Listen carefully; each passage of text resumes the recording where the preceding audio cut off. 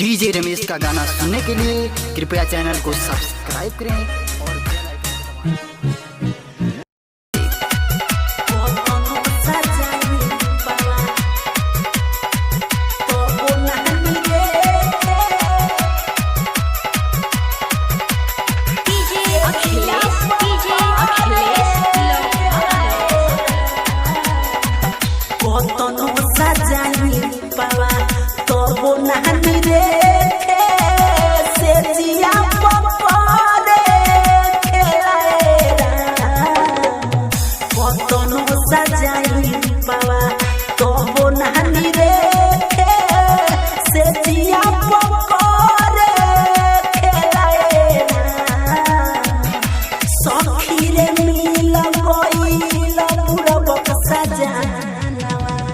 जो बना के कहे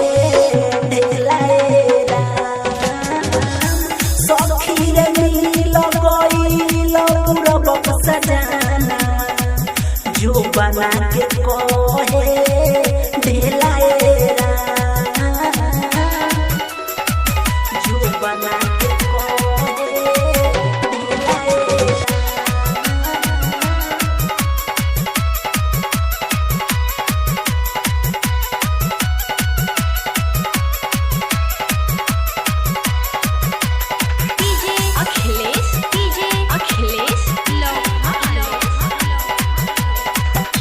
ढोरी में तेल नापे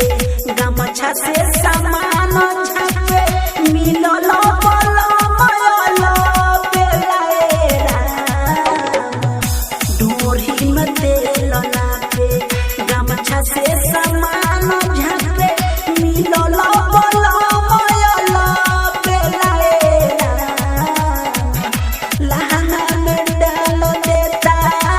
छिलल केरा बुझेला हम के लाएरा सखी रे मिल गइल पूरब सजाना जो बना के कहे ढेलाएरा जो बना के कहे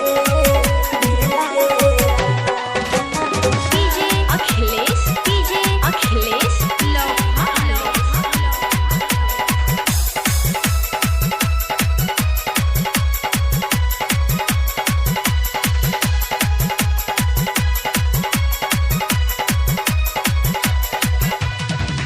पारावान बरका से हाथे खिड़की से देवर झाके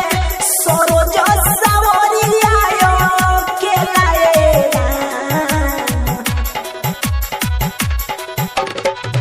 रिजवान परदेसी हाथे खिड़की से अजीत झाके सरोज सवरी आयो के लाएरा सखी रे चौपट सजाना जो बना के कहे ढेलाएरा सखी रे मिल गइल पूरब सजाना जो बना के कहे